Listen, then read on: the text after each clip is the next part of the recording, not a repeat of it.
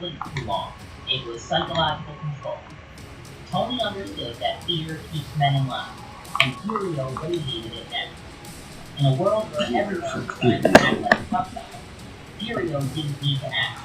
His brutality was, and it reminded everyone of what could happen if they forgot to transcend. But beyond that, Tony liked having someone who didn't question him. Every man in his crew had something to say, some idea. Whatever happened to a ball crew in Jamaica fights on the arms even more? Tony hadn't seen it makes Tony feel powerful, like he was running the Stop calling her bullshit. He wants to connect, build a brother, like beyond this. He'd been surrounded by his man and opportunity his whole life. What he admired in Furio was Tony's spirit. Respect the humble. Tony saw Furio like he reached his own man. Quiet, loyal, efficient, and uncorrupt. And maybe in some dark corner of his mind, Tony saw himself and then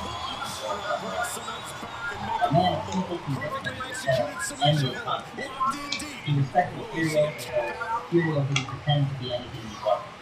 He wasn't trying to impress, he wasn't trying to rise, he existed within his duty, and for Tony, that was almost noble. But Tony being Tony, he also needed to control everything. He liked Furio's honesty because it served him, and because he owned it.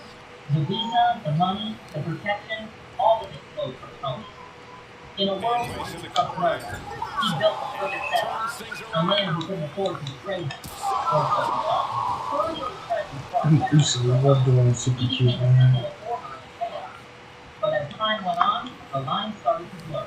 Even though The Rock hates Shawn Michaels. And that difference cut both ways. His values were not American. His sense of honor didn't fully align. Shawn Michaels doesn't have a problem with The Rock. This doesn't help you. He saw the ambitions of a that made things complicated. Because while Tony saw Furio as an environment of overflow respect, Furio started seeing Tony for what it really was. A brother. And then there's the Carmel. For Tony, bringing Furio into his family walker felt safe. He trusted his more than he trusted the most of his love life. But Tony concepts are dangerous things in Tony's life. Carmel saw Furio what Tony had lost years ago. Sincerity, decency, restraint, and Furio, despite his discipline, saw in her something he'd been missing too. A gentleness that didn't exist in their violent world. Tony never realized it at first, but once he did, he did it like a quiet betrayal. Not an act of love, but a reminder that This is one of your wolf. What happened here? that moment broke the illusion. For all the things before, for all the psychological games he played to keep his men in mind, this one slipped through his fingers. He forced him to confront something he avoided for years. The truth that no matter how much power he had, he tends to manufacture emotion, not really. You can buy obedience. You can I don't buy think I ever seen him do that. You can't control what the other person's heart. Tony's decision to bring Furio from Italy had been an attempt to rebuild something pure and the system proved up, corrupted, and success. Furio wasn't corrupted in the traditional sense. He didn't turn greedy, loyal, but he became disillusioned. He saw too much. In the end, he left quietly, and Tony never really talked about it again. But his absence left him mark. It reminded Tony of how fragile the kingdom was. Built not on humans, but on fear and I ain't that the if first you look one. closely, Tony's decision to throw Furio over wasn't an isolated move. It was part of And a that's that song lifelong too. pattern. Every time Tony felt surrounded by weakness or betrayal, he tried to build something that couldn't fail. Whether it was molding Christopher into his head, protecting Carmelo from Ken Garcia, or bringing in Furio to restore discipline, Tony was always searching for something untouched. He didn't understand that what he was searching for didn't exist anymore. The old code had died long before he was evolved. The men around him didn't care about other topics. They cared about envelopes, cars, and things. And Tony, despite knowing better, couldn't help longing for a time when the old people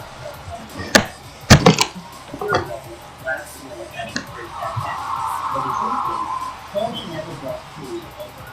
Whatever happened to them 3.6 and Bianca Belair? And Lisa.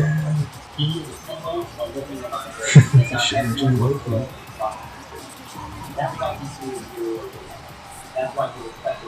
What does Lisa have come out really bad? She don't know. Where did he come up with that?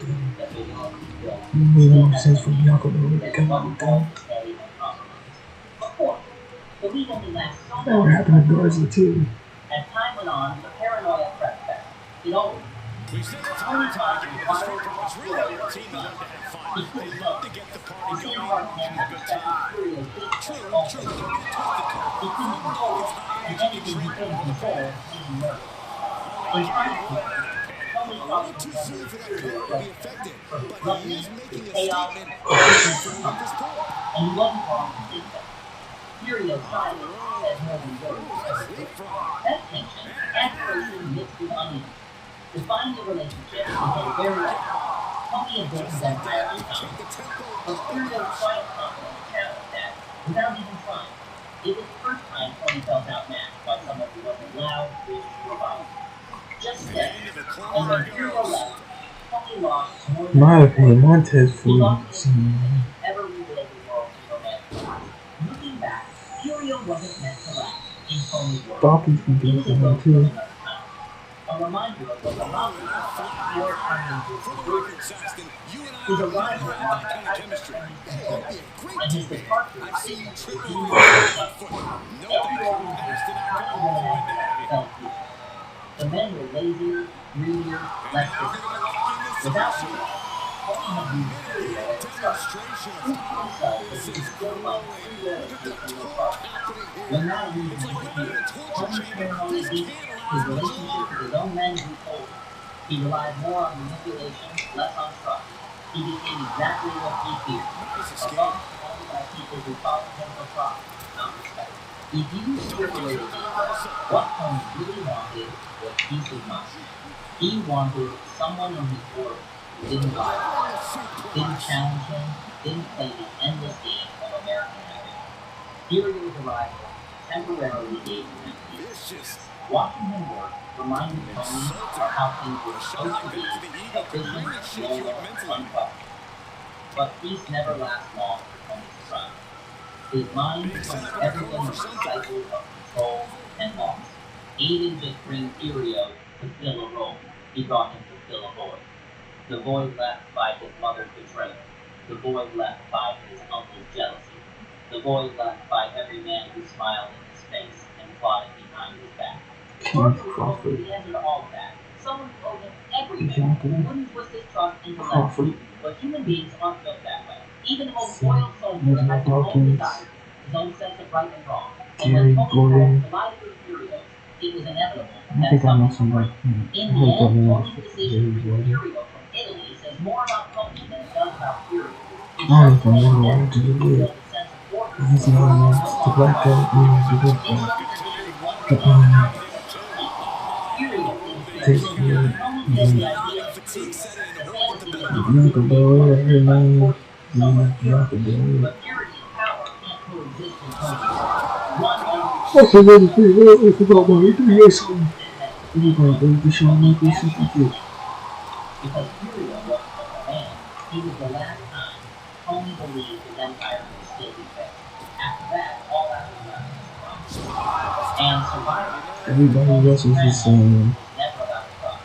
It was about keeping everyone just close enough to you, and just far enough to you. Back in the day, we had a technician, that's flyers.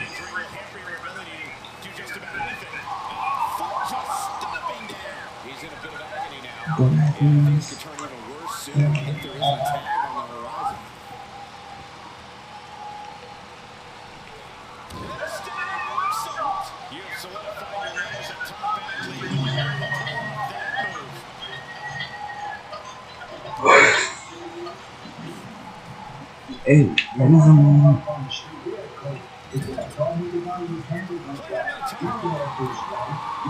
is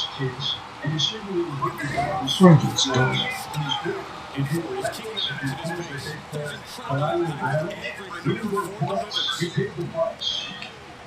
But in the world I'm about to show you, those hoops that are falling. I'm going to tell you a story about a man who didn't just shut down business. He looked at every 5,000 families, secretaries, janitors, mailroom clerks, people living paycheck to paycheck, and he decided they didn't matter. He moved their futures just to put a notch on his belt. His tactics were so dirty, so underhanded, that when the Supreme Court looked at the kids all night ago, the most powerful judges in the world, they all looked at what this man did, and they said, you went too far. They threw this case out in the trash. Now let me ask you this.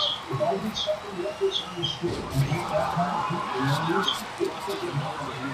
I mean, it's not for this man. It's a commotion. They call him a legendary prosecutor. I call him a hitman of the local. And the scariest part isn't only being the past, is that he's out there right now teaching the next generation of lawyers that reading is more important than the truth. He may not be a hustler, Lawyer it is. In court, it's not about what happened. It's about what they can prove. What do you mean one person should be court? Nobody wants to go to jail. What the hell? That's what's fun. Bert told me the singles on too. Especially around this Christmas season. There are people fundamentally mistrust their government. Basically, obviously, I have reason for that. A legendary law figure. I follow some of the underboss of the Columbia family at the time. Witness, to what levels the government His tag team very hard to. they go across the line and do things that they shouldn't be doing. They will break the law. Me too, I witnessed that. I believe my father was framed and posted in 58 He's still kind of again.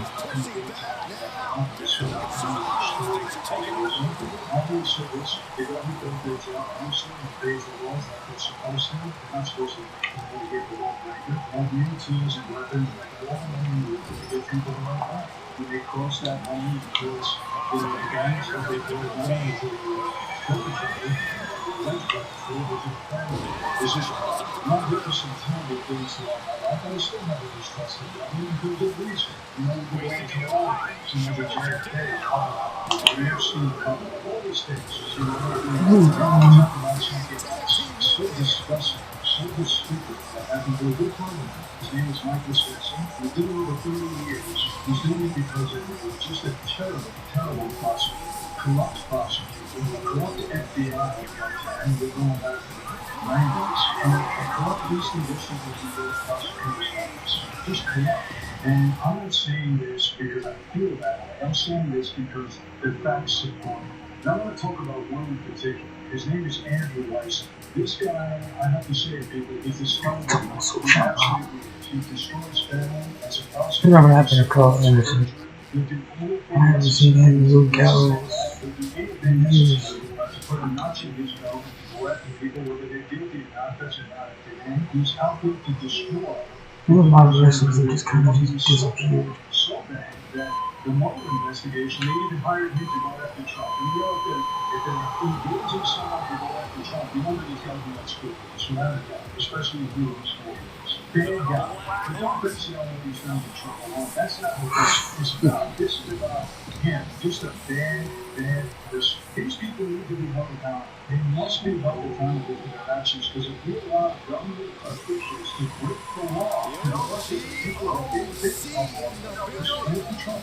That's true. And that's not even democracy anymore. It's not a democratic republic. Not at all. And this guy, this rivalry is throughout his career, and every time he gets it, he gets a promotion. It gets better. And in the meantime, he destroys laws and innocent people. My friend Michael says it is cool. If he thinks that he was trusted, I'm not sure this is two-part series. And if he puts something in specifically on enforcement, and then I'm going to tell you that it's really going to shut that down. So you're going to be shocked. You're going to be shocked because of his outrage against crime. Calling me all the time. You know the crosshairs are set with a good brother like Carl Anderson around. As Lou said, to understand the Anderson is in the they have to go back to 2002. The country was in panic. The Enron scandal and G-Sport. Billions of dollars of debt. People lost their life savings. It was a disaster. The public was angry. They wanted someone to blame, and the Department of Justice needed someone who was willing to get his hands dirty to get it. So they appointed a man named Andrew Weissman to run the Enron task force. He zeroed in on a target, Arthur Anderson. Now, for the young people watching, you got to remember, Arthur Anderson wasn't just some shady back-alley operation. This was the gold standard of the economy. They had been in business for 89 years. They had 85,000 employees worldwide. Weissman had a theory. He claimed that because some employees at the firm shredded documents related to Enron, that the whole firm was guilty of obstruction of justice. Not only that, but the silver steps out of line, we punish the soldier. We can take out the defendant. He decided to indict the entire company. He knew exactly what he was doing. He had been an accounting firm was built on trust. He knew that the second he announced that indictment, the trust was gone. It's what the lawyers call corporate debt service. He didn't need a trial. He didn't need a jury to say guilty. He just needed to push that indictment through. And just like that, it was easy. When it's flood, that's under 35,000 people. I want you to really think about what happened. That's a stadium of secretaries, IT guys, janitors, people who didn't even know what Enron was. They lost I heard about that. They lost their pensions.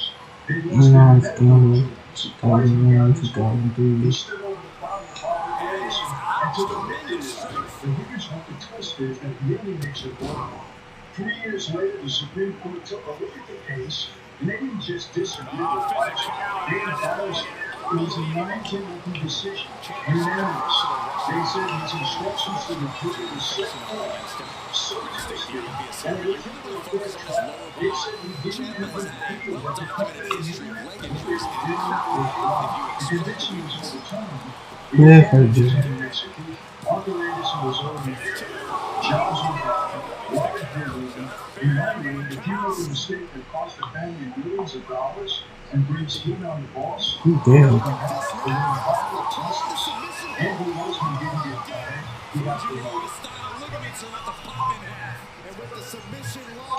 Now you might be sitting there thinking, you can't. He didn't just make a mistake. Maybe he got a little too excited for Arthur Anderson. You can't judge a guy's whole career on one mistake, right? People, let me tell you something. In the life, if a guy messes up once, it's a mistake. If he messes up twice, it's a pound. And Andrew Weissman, he has a pound. A couple of years into destroying Anderson, Weissman went after 4 executives from Merrill Lynch. The case was about some apologies off the coast of Nigeria. It was a complicated business deal with Enron. Now, usually it's a different thing like that. You see your chance. That's a thousand. He charged these 4 men with war and conspiracy. These guys went to prison. They were taken away from their families. Their reputations were destroyed. Weissman choked up the home. So watch what happens next. A year later, the Fixing Department case to the case, and guess what? They overturned the convictions. They said Weissman had stretched the law, something he does all the time, beyond what it was meant to do. Basically, he took a lot of business transaction and but inventing crimes isn't even the worst part. The worst part is how he runs. Defense lawyers have been screaming for years that this guy plays dirty with something called grading material. Now let me break it down now. Imagine we're playing poker, and I'm the dealer, and I'm the only one allowed to see the deck. In a court of law, the government finds evidence that proves you are innocent. Let's say a witness who says you didn't do it, or a document that clears your name. They are legally required to give that. That's called grading material. I'm very familiar with that with my dad's case. We screamed about it all the time. But that's the rules. But the accusation against Weissman is that when he finds that card, the one proves that you're innocent. He doesn't show it. He speaks about the story. He hides the evidence that can save your life. That's obstruction of justice and software. Can't do that. That's exactly what we do for lifetime life discussion. We're going to get into that by letting now to listen with a transcript. This so-called obstruction of justice or something. should be. And it's not just hiding evidence, it's the truth. Your testimony against his house Lord and God they love. You saved me, and you'll never see me again. I know these guys. I haven't used against you. Well, so I can do. I was a bad guy. This guy is supposed to be representing the United States of America. So you have a prosecutor who destroys companies. Who the hell is this guy? Shooting TV at Donuts. In Washington, D.C., they put this weapon and they decided he was the perfect man to investigate the President of the United States. Fast forward now to 2017, Donald Trump is in the White House. The political establishment is in a panic. They couldn't accept an outsider who won Congress. They couldn't accept that the American people had rejected their system. So the left decided to declare war on his presidency. They did everything they had in their arsenal and they got it. You saw the party impeachments, you saw the non-stop leaks, you saw the media smears, but the biggest weapon they had was the Russian collusion nonsense. And we have seen evidence come out now, and it's being investigated now, that it was all nonsense. They wanted to convince the world that the President of the United States was a traitor. They didn't care whether it was true. And we know today that it was a farce. We know the evidence was manufactured. We know it was paid for by his political opponents. It was a political hit job disguised as intelligence. If the center lie that big, you can't just use a little bit. That's why any guy who knows how to destroy a target, Carmelo Hayes needs to type too. he hired the pitbull himself, Andrew Weissman. Now, at this point, Andrew Weissman has never been accountable for all the lives he destroyed. Not only he gets promoted to that whole lot. This is the guy who Ken's election act in 2016. In my opinion, LA is good in the midpoint.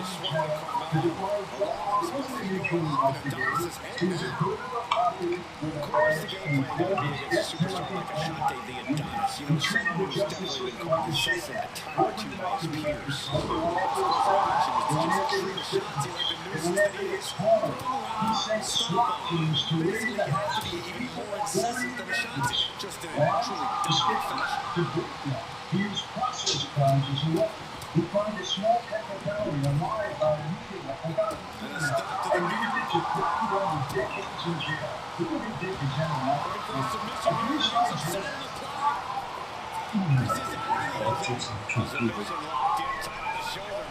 Looking to cause some lasting damage here.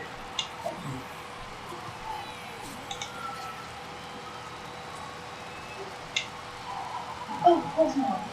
Do you think my mom like this movie though? Actually, I want it because now they're family, or maybe a story that does that so to an air with people that continues. The story of Bill is not seen by people that use their message more than a movie. Oh, to watch the show. He's able to put its one serious concern on this movie and his act that will eventually solve. It's the most infected that the one that will kill you. The fun and Finally able to mount some resistance with that. Could just start a quick turnaround here. He's definitely been working a little. Yeah, but you know this one is still up in the air. managed to resolve by a mouthful. The kicks to the cranium. This is That's going to be a moment you want to get into very soon. dangerous recognitions. It's a story Call the and one for Melo after that. Search on Hayes is lined up to finish this off. Oh, that was Swedish was nothing but me. Gonna turn it super.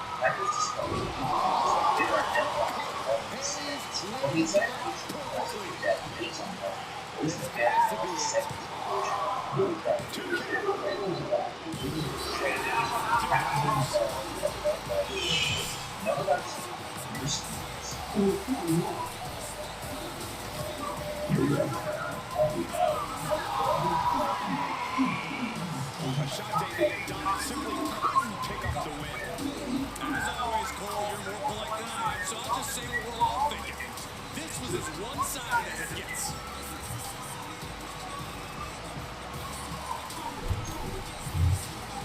December 16, 1980. An old man lay still in a Louisville hospital bed, his famous white suit hanging untouched in a closet nearby. His goatee had grown thin. His hands, which had once perfected the most famous fried chicken recipe in the world, rested quietly at his sides. Colonel Harlan Sanders, the face of Kentucky Fried Chicken, was dying. He had been diagnosed with leukemia 6 months earlier, but even then, he refused to stop. He kept appearing at restaurants, kept shaking hands, kept wearing that iconic white suit until his body simply could not